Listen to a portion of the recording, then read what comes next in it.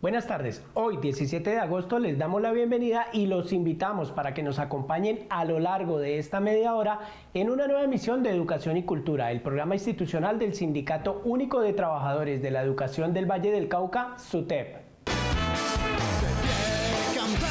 El pueblo va a triunfar, millones ya imponen la verdad. De acero son ardiente batallón, sus manos van llevando la justicia y la razón. Con fuego y con valor, y estás aquí junto al trabajador. Asambleas virtuales, Facebook Live y caravanas en las principales ciudades del país fueron parte de las actividades que se realizaron en el marco del paro nacional de 48 horas convocado por FECODE. En Educación y Cultura les contamos cómo se vivió esta jornada en el departamento del Valle del Cauca. Con una caravana por las principales vías de la ciudad de Cali, los maestros y maestras exigieron al gobierno nacional la derogatoria de la directiva ministerial número 11 que orienta el regreso a clases presenciales bajo el modelo de alternancia. Mientras que esté amenazada la salud y la vida de la comunidad educativa, los docentes no regresarán a clase. El problema es el contagio cada vez mayor y por eso nosotros estamos no a la alternancia. Tenemos que terminar este año así como estamos, ¿ya? Desde las casas, entregándoles guías, haciendo trabajos, clases virtuales a los estudiantes. ¿Para qué? Para asegurarnos la vida. Durante la Jornada Nacional de Paro, los docentes denunciaron que en estos 5 meses de trabajo académico en casa, el Ministerio de Educación no ha garantizado el acceso a conectividad y equipos tecnológicos a más de la mitad de los estudiantes que están matriculados en las instituciones educativas oficiales. Por eso, el llamado al gobierno nacional es para que invierta los recursos para garantizar la conectividad y los equipos tecnológicos a los niños, niñas y jóvenes. Los maestros estamos en las calles y es por eso que hoy le estamos diciendo al gobierno, necesitan nuestros estudiantes, nuestras familias, garantías para una educación pública de calidad, tanto en casa como en las instituciones. En el primer día del paro nacional, los docentes le recordaron al gobierno nacional que al 31 de mayo y en medio de esta pandemia, 4.800.000 personas están desempleadas y que Colombia es el cuarto país más desigual del mundo. De ahí la necesidad que se garantice la renta básica para 9 millones de hogares colombianos. La renta básica para que tengamos para los colombianos una cuarentena que garantice pues, el derecho a la vida, porque la subsistencia también se ve amenazada por la falta de recursos para la salud, para la alimentación y otras necesidades que tenemos en los hogares. En medio del recorrido, los docentes también denunciaron que el gobierno del presidente Iván Duque aprovechó la pandemia para seguir legislando en contra del pueblo colombiano. Está aprovechando la pandemia para sacar una cantidad de decretos en favor de los más ricos y en contra de los más pobres en nuestro país. Asambleas informativas, Facebook Live y manifestaciones a través de redes sociales por parte de las subdirectivas de los diferentes municipios del Valle del Cauca hicieron parte de esta jornada nacional. Un espacio donde los maestros y maestras también exigieron al gobierno nacional el respeto por las decisiones de la Corte Suprema de Justicia, el Consejo de Estado y la Jurisdicción Especial para la Paz.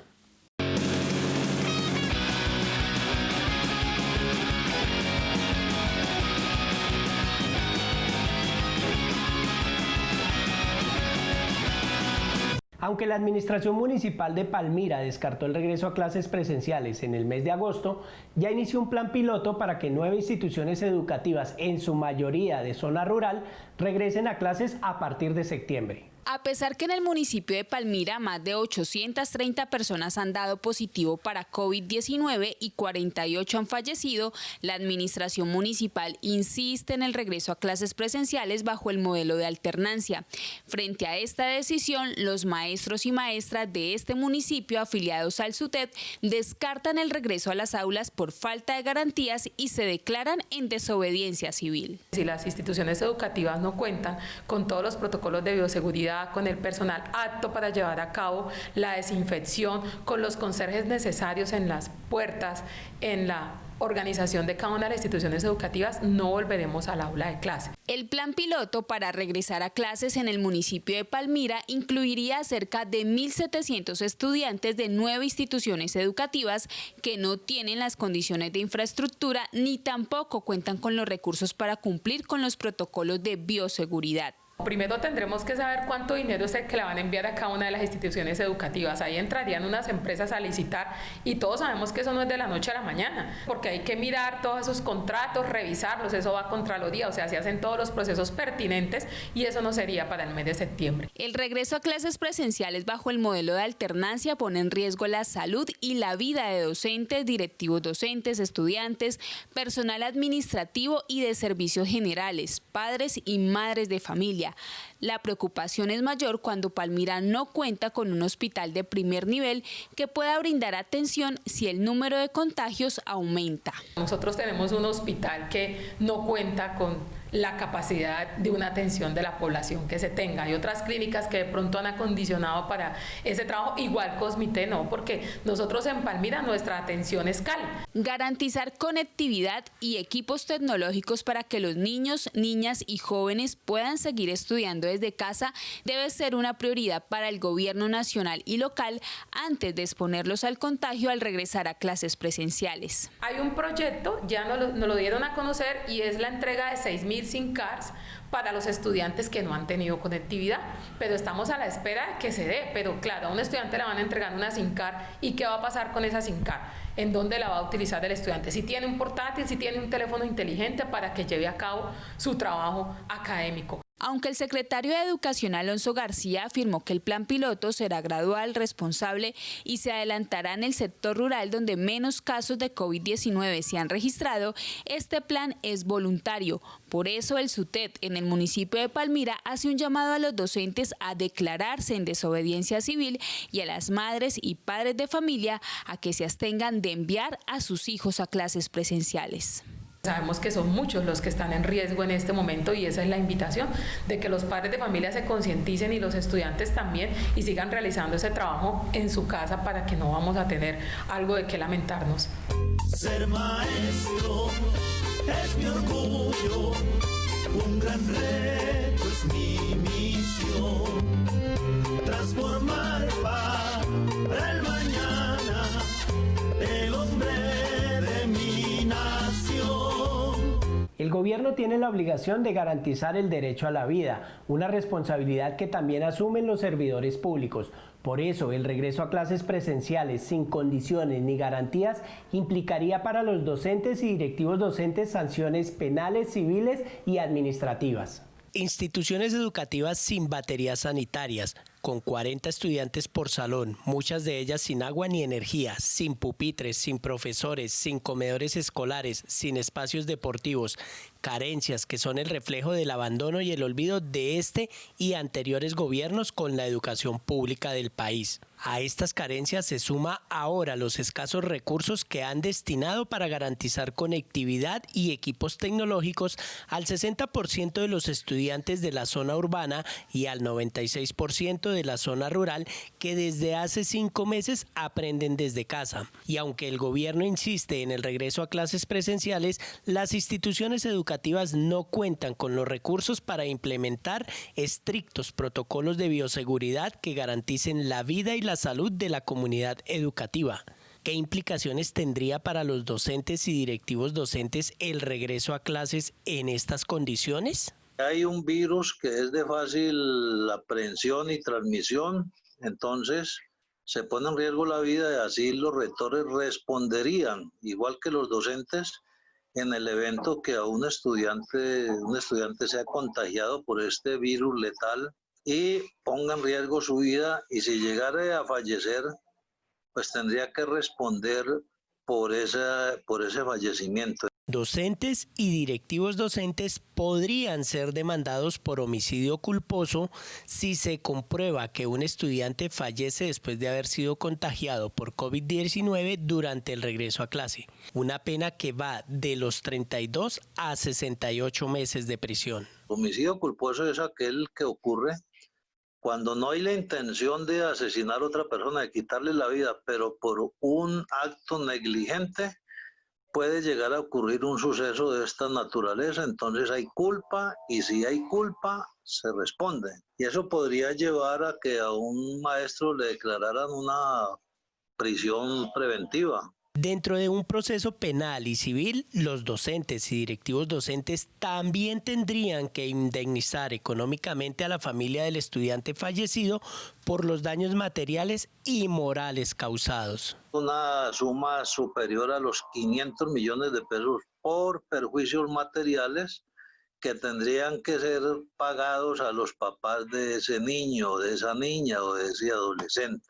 Y además, con la muerte de un niño, de un menor, se causan también unos perjuicios morales que son tasados por el juez de la causa y situarían también una suma considerable. A esto se suma que los docentes y directivos docentes también incurrirían en sanciones administrativas durante el regreso a clases presenciales. También podrían venir implicaciones de tipo disciplinario como es la suspensión en el ejercicio del cargo y hasta la destitución si es del caso cuando se demuestre que el maestro de pronto ha actuado con dolo. ¿Qué es el dolo? El dolo es esa conducta a la cual concurre el servidor público sabiendo de las consecuencias que puede generar una actuación en el servidor público. Ante los riesgos para la salud y la vida de la comunidad educativa, FECODE se declaró en desobediencia civil por el regreso a clases presenciales bajo el modelo de alternancia. Aquí no es que la orden que haya dado la ministra de Educación a través de la directiva ministerial número 11 sea ilegítima, porque la dio una funcionaria que está en pleno uso de sus facultades. Lo que pasa es que la orden es contraria a la Constitución política. ¿Por qué? Porque hay la amenaza de un bien que es la vida.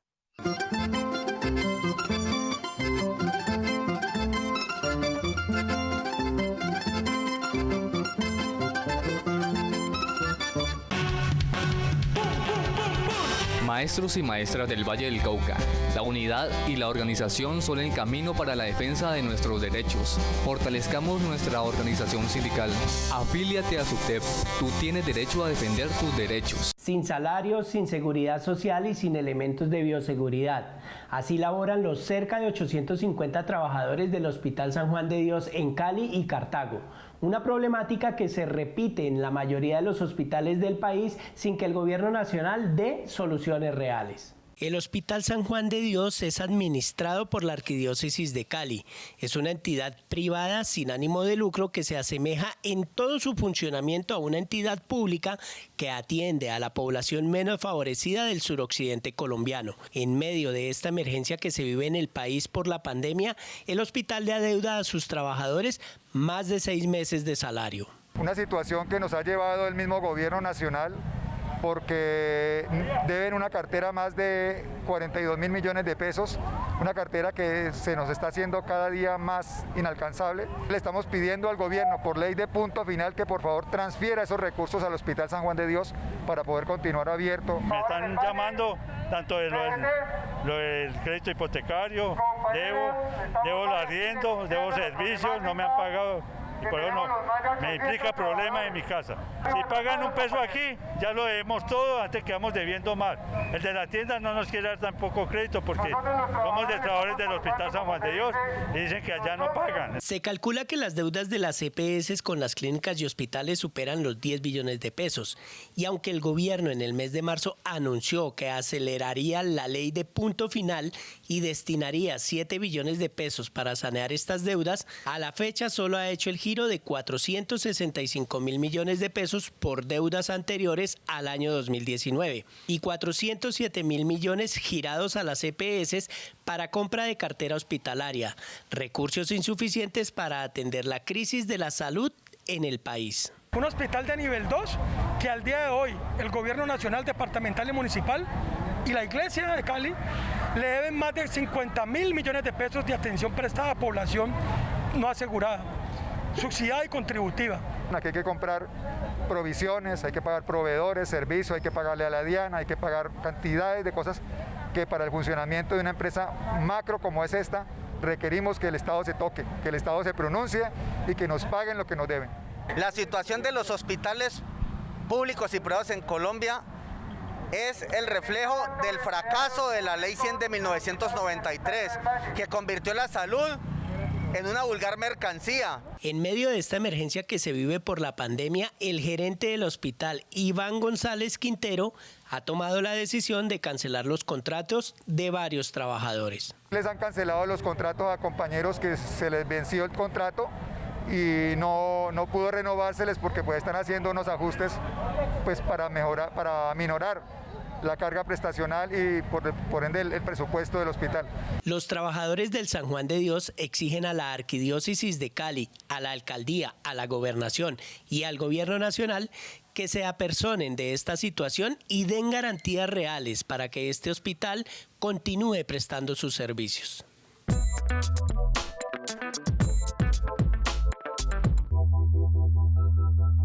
Educación y cultura.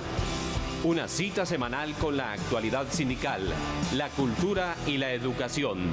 Un programa del Sindicato Único de los Trabajadores de la Educación del Valle, SUTEV.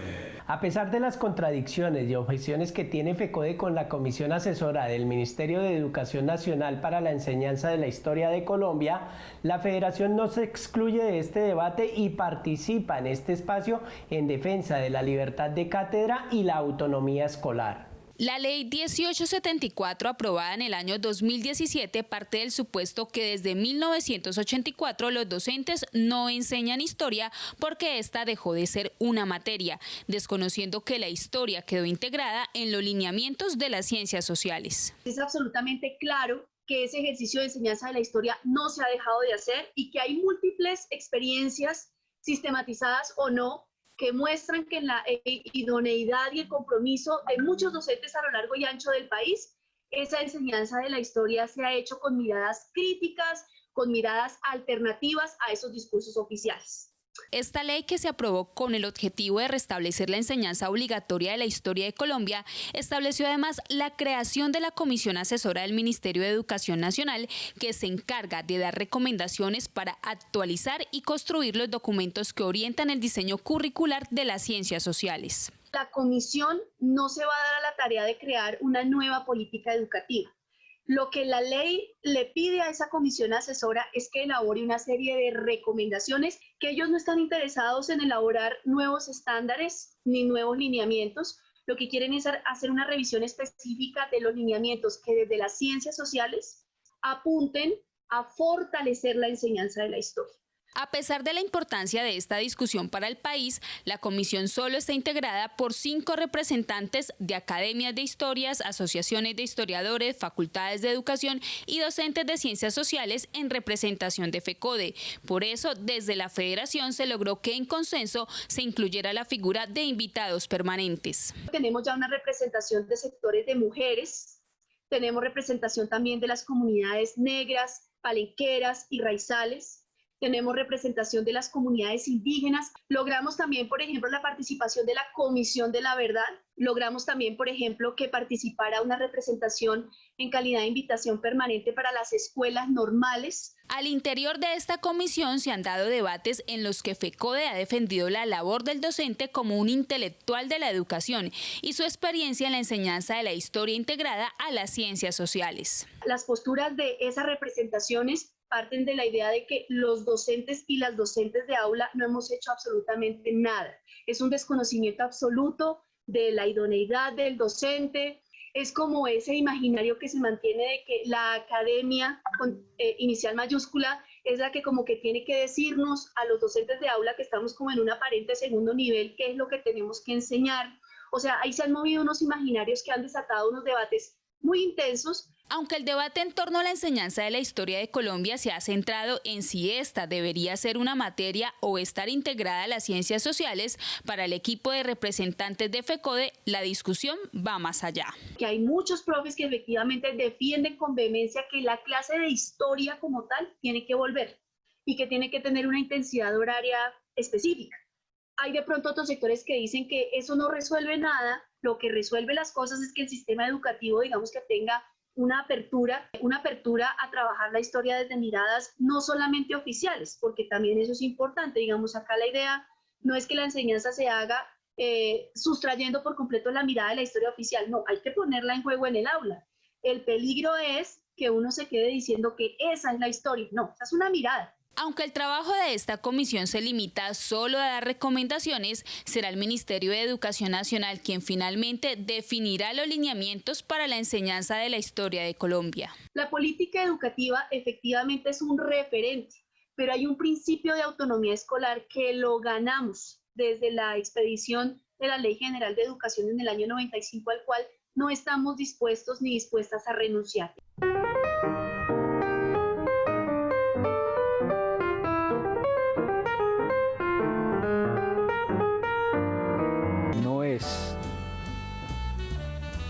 Solamente una colección de técnicas para investigar y actuar o participar, sino también una filosofía de vida, que aquel que la ejecuta a la IAP es un sentipensante que sabe combinar el corazón y la cabeza.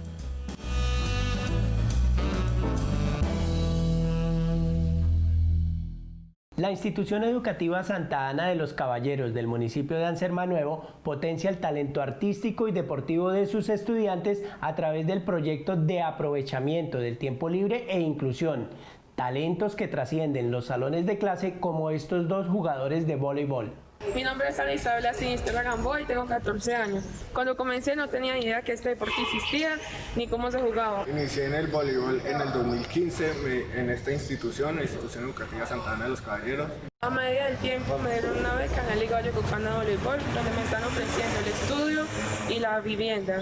Ya llevo 2 años ahí, he jugado ya 4 torneos. Fui convocada a la preselección Colombia Sub-16, donde aspiro a representar a mi país en las diferentes categorías, poderme conseguir un cupo y pues dentro de algunos años poder jugar en otro país. Mediante un tiempo me presentó la oportunidad de estar en la Liga Vallecaucana del Voleibol, donde me ofrecieron una beca en la que me dan estadía, alimentación y estudio. Me presentó la oportunidad de estar en la preselección Colombia, en la cual fue partícipe en Villa de Leyva, en el año 2019. Como docente de educación física, para mí es muy satisfactorio ver la evolución que han tenido estos dos jóvenes que se iniciaron desde muy pequeño acá en la institución. Tuvieron primero la experiencia conmigo y luego con otros entrenadores en la Liga del Valle y también entrenadores de nivel internacional. Lo que se busca principalmente es que ellos aprovechen su tiempo libre, que se alejen del vicio, que se alejen de algunas situaciones que no le aportan nada a su formación y por el contrario se enamoren, se envicien del arte, del deporte, de la cultura. Esa cuarentena no me han pedido a mí dedicarme a lo que quiero, así que estudio y practico vóley virtualmente. Voy a seguir estudiando, quiero tener una carrera profesional y aspiro a ser más adelante parte de la selección y parte de otros clubes internacionalmente para representar a mi país.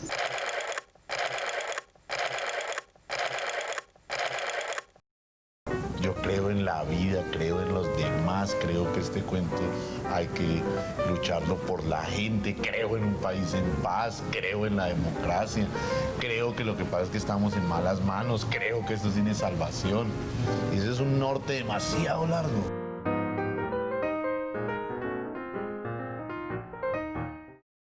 Nos acercamos al cierre de esta emisión de Educación y Cultura y como ya es habitual, el licenciado Guillermo Ordóñez, presidente de la organización sindical, rinde el informe semanal.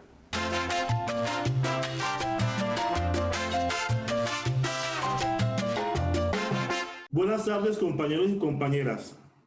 Para dar un parte de victoria en este paro de 48 horas en el que se involucraban varios aspectos. Uno de ellos, la alternancia, la cual no compartimos por todas las razones que ya hemos expuesto.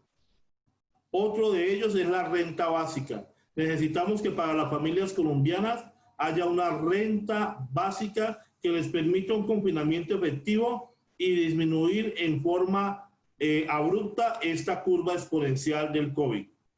Dentro de las actividades que se realizó la caravana por el respeto a las decisiones de la Corte. Y fue todo un éxito. Agradecemos a todos los maestros que se hicieron presentes en Cali y que participaron en la caravana. Asimismo, hubo un Facebook Live de parte de FECODE que fue tendencia nacional ese día. Y asimismo hubo un Facebook Live el día jueves de SUTEP departamental y le damos también las gracias a los compañeros. Tenemos que estar atentos, alertas a todo lo que se nos viene, compañeros. Así estemos confinados, jamás perderemos el espíritu de lucha, el espíritu de la defensa, no solo de los derechos de los maestros, sino también del derecho de nuestras comunidades. Atentos y en pie de lucha. Muchas gracias.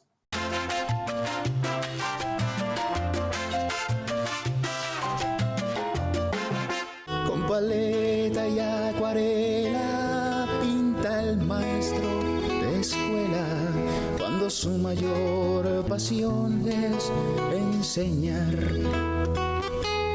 Hemos llegado al final de esta emisión de Educación y Cultura. Recuerden que pueden ver este programa por www.sutedvalle.org y seguirnos en nuestras diferentes redes sociales.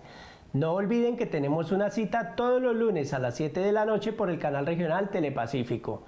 Nos vemos en una próxima emisión.